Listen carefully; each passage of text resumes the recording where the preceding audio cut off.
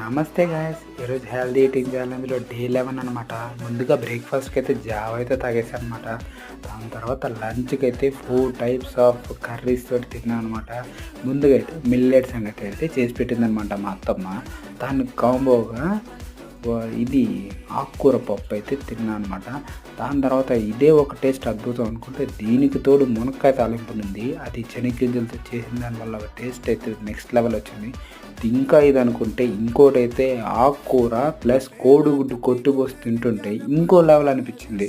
దాని తర్వాత ఉందండి అసలైన లాస్ట్ ఇది శనగిత్తలు చట్నీ అయితే చేసి పెట్టారనమాట. అది ఇంకో వేరే లెవెల్ ఫ్యాబ్. అసలు ఈ 4 వేసుకొని తింటుంటే ఇంకొంచెం తినాలనిపించింది. ఇంకా నైట్కి అయితే 2 చపాతీలు ప్లస్ ఆ పప్పు వేసుకొని తింటుంటే వేరే లెవెల్ ఉంది. ఇంకా కాంబోగా ఆమ్లెట్ వేసుకొని తింటుంటే ఫ్రెష్ గట్ట పొగలతోటి నోరు వేరే లెవెల్ ఉంది. బాయ్ వీలైతే సబ్స్క్రైబ్